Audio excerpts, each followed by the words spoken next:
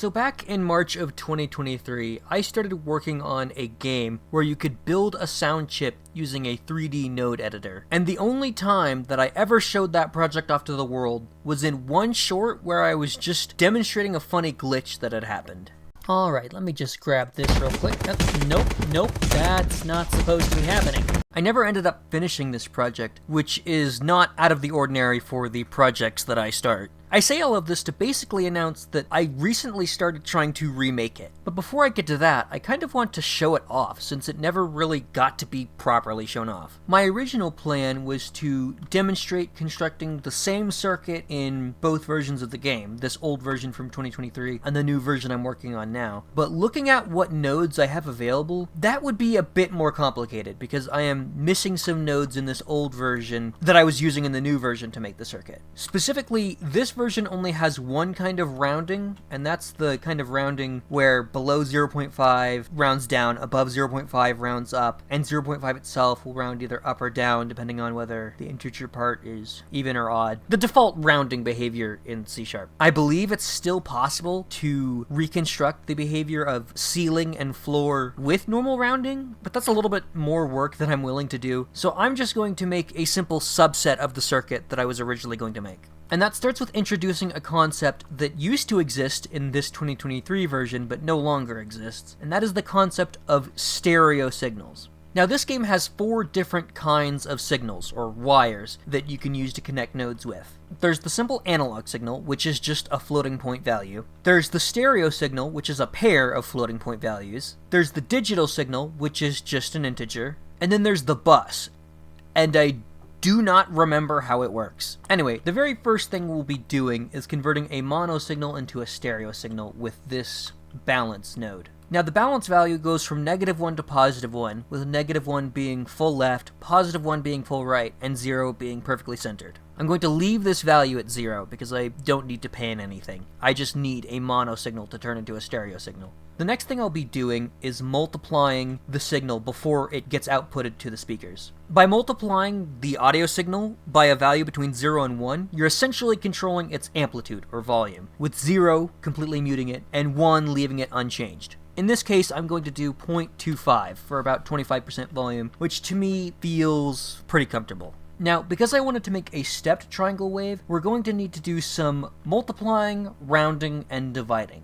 And because we're building this in reverse, that means the next thing I need is a divider. I'll go ahead and get the rest of the nodes and then explain what they're doing once I put them all together. I need a digital to analog converter, an analog to digital converter, and a multiplier. So allow me to explain what this circuit is doing. We'll be multiplying by half of the number of steps we want. Because the signal goes from -1 to +1, if we wanted, say, 8 steps, we'd need to multiply by 4, because then the range would be -4 to +4. So if we round that to integers, we get -4, -3, -2, -1, 0, 1, 2, and 3. And those are our 8 steps. I think we will technically get 9 because of the rounding. We would also get +4. So it will be 9 steps, but that's close enough. So let's multiply by 4. The analog to digital converter is essentially just rounding the floating point value of the analog signal to an integer and outputting that as a digital signal. And the digital to analog converter is really just casting that integer from the digital signal to a floating point value and outputting that as an analog signal. So now we need to undo that and get it back to the range of -1 to +1 by dividing by 4. Now we can finally put in the triangle wave.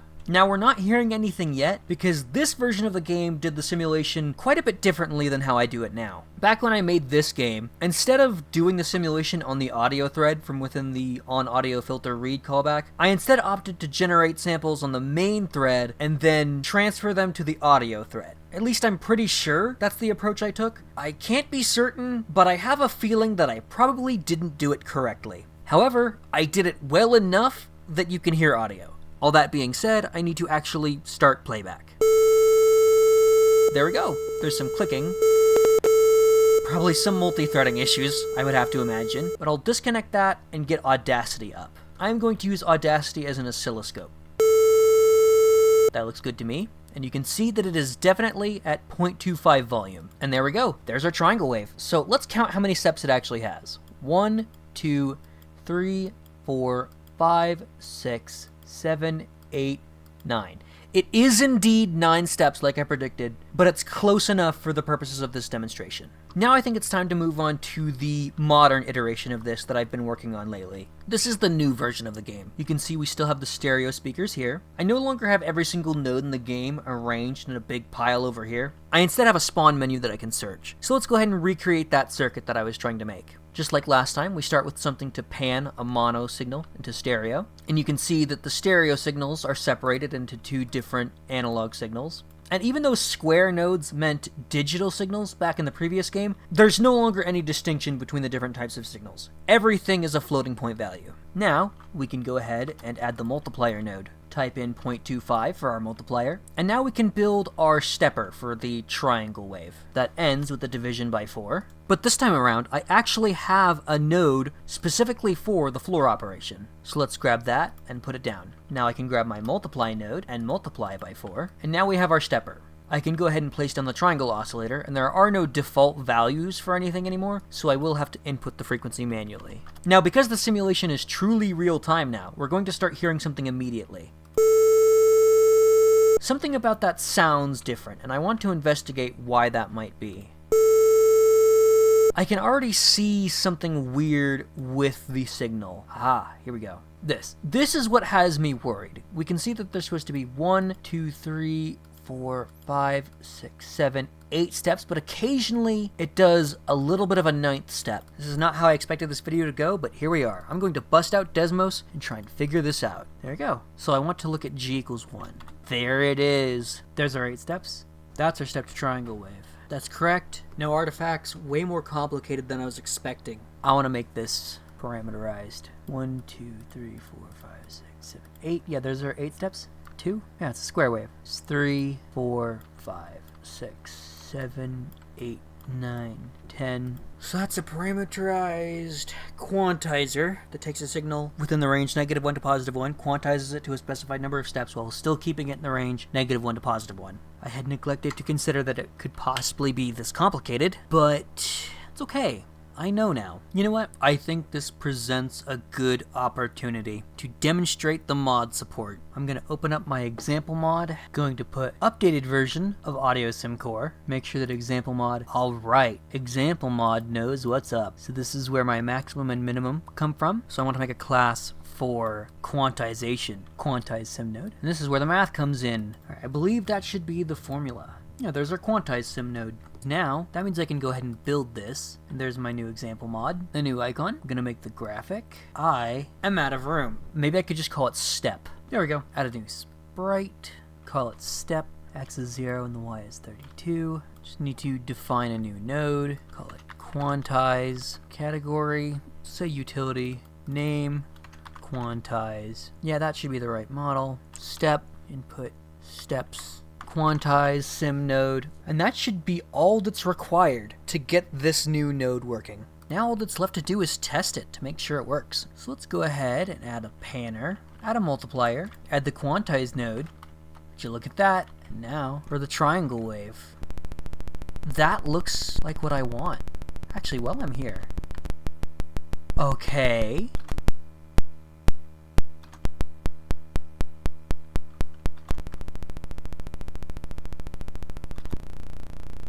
Put it at 8. Nice. Something sounds strange about it, I have to admit. What sounds so strange? Because it looks perfect to me. Anyway, the next thing I wanted to do, the next part of this bigger circuit that I wanted to make, was an arpeggiator that allowed me to switch between a major chord and a minor chord.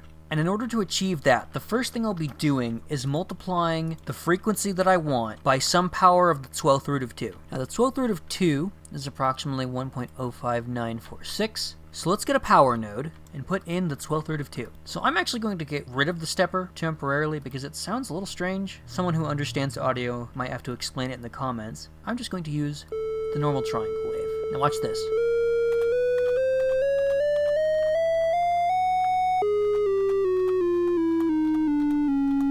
So if you want to understand what's going on here, I would recommend searching up equal temperament. It has to do with the logarithmic way that we perceive frequency and the fact that there are 12 notes in our music scale. Essentially, you can take any frequency and pitch it up or down by some number of semitones by multiplying that frequency by the 12th root of 2 raised to the power of the number of semitones you want to change by. Positive going up, negative going down. Now that I have a way to pitch shift a bass frequency, I need to start choosing the frequencies that I want in my arpeggio. Alright, so here is my arpeggiator formula right here. What I'm doing is, on the range between 0 and 1, I am generating 3 steps, where each of those steps is a frequency in my chord. We're starting at 0, the root of the chord, and in this case we're going up 4 semitones, which is a major third. And then we're going up 3 semitones, which is a minor third, and that lands us on the perfect fifth, which is at 7 semitones above the root. You can see that I have the fifth and the octave highlighted here. So this, the root, major third, and perfect fifth, are a major triad. Now I have this formula configured to be able to alternate between a major triad and a minor triad by just flipping a switch. What that's doing is when it's set to 1, it's subtracting a very small value from 3.5, causing it to round down, which is causing our first interval to be a minor third. So the root, a minor third, and a perfect fifth give us a minor triad. So this is just a fun little formula for generating the 3 notes of a major or minor chord, where you can switch between major and minor. So this is what I'm going to be building. As you can see, the circuit is kind of built in reverse, so the first thing I'm going to be placing down is the round node. This is going to the power of our power node. Remember, we're raising the 12th root of 2 to an integer power. What we're rounding is this formula right here. So we're going to be multiplying this by this, so we'll need a multiply node. So the 2 parts we're multiplying are 3.5 subtracted by something, and the ceiling of 3x minus 1. I'm going to do this part first. This is our major-minor selector. So that means we're going to need a subtractor, and we're going to be subtracting something from 3.5. That thing we're subtracting is the minor selector times epsilon, basically a really small value. In this case, I've been using 0.001. That will make this input our major-minor selector, with 0 being major and 1 being minor. Now for the other side of that multiplication. We'll be doing the ceiling of 3x minus 1, which means we need a ceiling node. Now we'll be building 3x minus 1, which means we need a subtractor. We can put 1 here, and so now we're going to be multiplying 3x.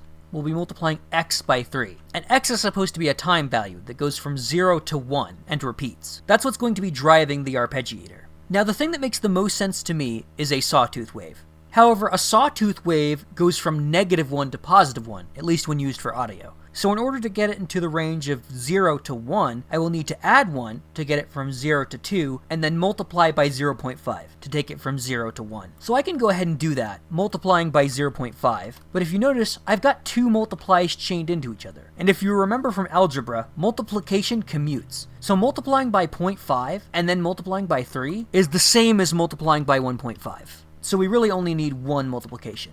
We still need to add 1 to that sawtooth wave, and so now we can go ahead and bring it in. I'll set the frequency of this to 1 Hz. The arpeggiator should be ready. We should be able to go ahead and hook this up and start hearing the notes. Perfect. And we should be able to switch it between major and minor by just changing this from a 0 to a 1. Perfect. I'm going to plug in the quantization again. Of course, I can change the frequency.